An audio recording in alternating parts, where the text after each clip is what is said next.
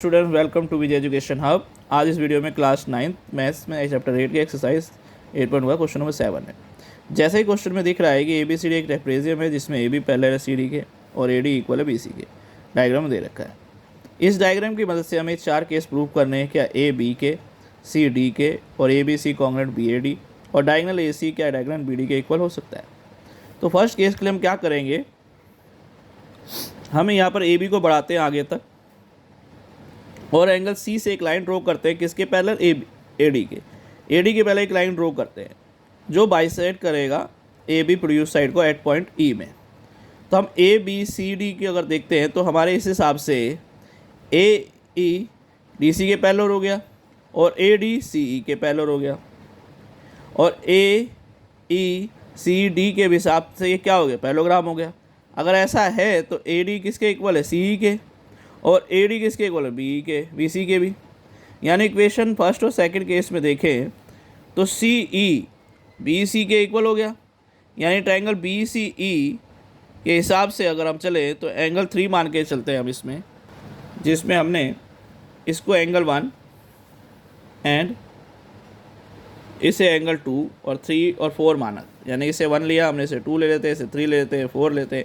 इस बेस में 3 किसके इक्वल हो गया, 4 के, और 2 + 3 = 180 अकॉर्डिंग टू लीनियर पेयर। 2 और 3 को ऐड करें तो लीनियर पेयर हो गया।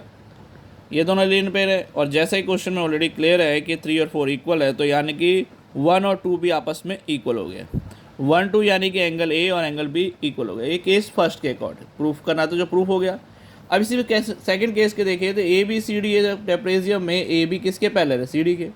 यानी देखा जाए तो A और D को जोड़े तो उसका टोटल 180 है। एंगल 2 और एंगल C को जोड़े उसका एंगल भी सम 180 है अकॉर्डिंग टू को इंटीरियर एंगल।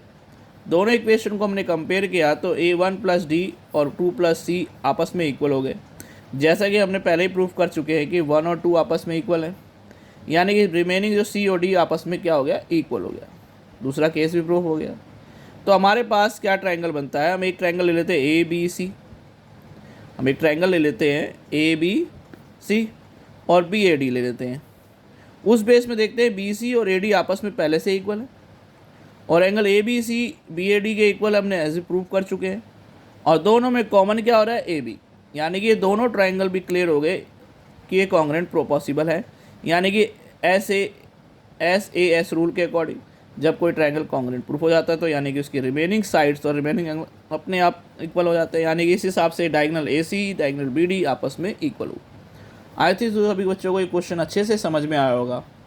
तो ज़्यादा लाइक करें, सब्सक्राइब करें इस चैनल को, ताकि नेक्स्ट चैप्टरों के क्वेश्चन आसानी से आपको टाइम टू टाइम मिलते रहें। तो चैनल को सब्सक्राइब करें और बेल आइकन को भी, नोटिफिकेशन को भी ऑन रखें। Thank you. नेक्स्ट वीडियो के साथ फिर मिलेंगे, जब तक के सभी को ऑल द बेस्ट।